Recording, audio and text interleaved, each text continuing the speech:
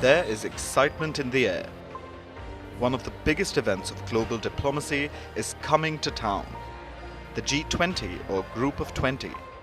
India is the president this year, which means all the meetings and summits will happen here.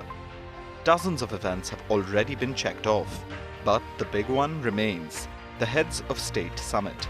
World leaders will gather in New Delhi in September. We're talking about the most powerful people in the world, the men and women who shape our lives. But before that, let's understand what the G20 is all about, how it was formed, what it does, and what India's presidency means. Time to hit the rewind button. The year is 1999. The Asian financial crisis is in the rear-view mirror. But the experience is not forgotten. Countries realize that globalization isn't perfect, that they need more cooperation. Enter the G20. The first meeting was held in Berlin in 1999. It wasn't a Heads of State Summit though. That came much later. The 1999 meeting was attended by the finance ministers. 20 countries and blocs were in attendance. 20 of the biggest economies at that time. You can see the list here. West Asia has just 2 members, Turkey and Saudi Arabia. Latin America has 3, and Africa just 1. There are 19 countries plus 1 bloc, which is the European Union. Arithmetically, it's a powerful group. The G20 makes up 85% of global GDP, 75% of global trade, 60% of land area, and 2/3 of the world population. At the heart of it, the G20 is an economic grouping. Just look at what their official document says.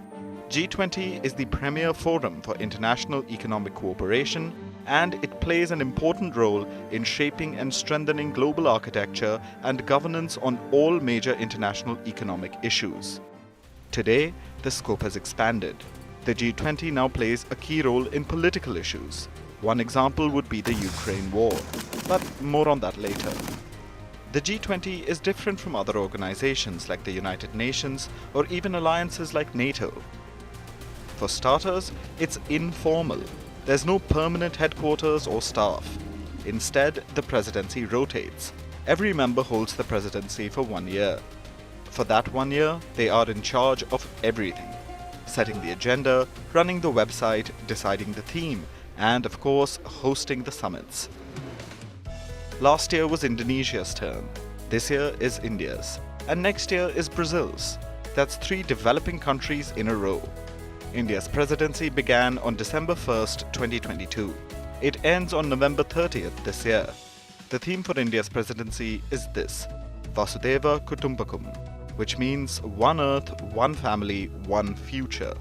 The theme highlights sustainable and responsible choices, not just for individuals, but also for governments. India's vision is for a just and equitable world. It calls for navigating crises in a sustainable, holistic, responsible, and inclusive manner. The G20 has constantly evolved since 1999. It started off as a finance-level meeting, but in 2008, it was upgraded to leaders level. The reason for that? The 2008 financial crisis. Washington, D.C. hosted the first leaders-level summit. London hosted the follow-up in 2009. Both those summits set the stage for the G20's evolution.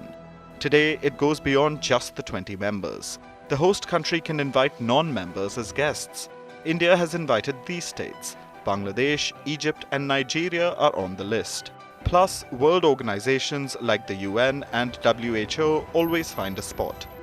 The G20's informality is its biggest advantage. There are no rules or votes like the UN, no treaty obligations like the NATO. Unfortunately, that's also its biggest drawback. Disagreements can make the G20 a lame duck. And that's the challenge facing India in September. The Western countries will want strong language against Russia. How will India navigate that? Also, will issues of the global south be hijacked by the Ukraine war? For India at G20, with great power comes even greater responsibility.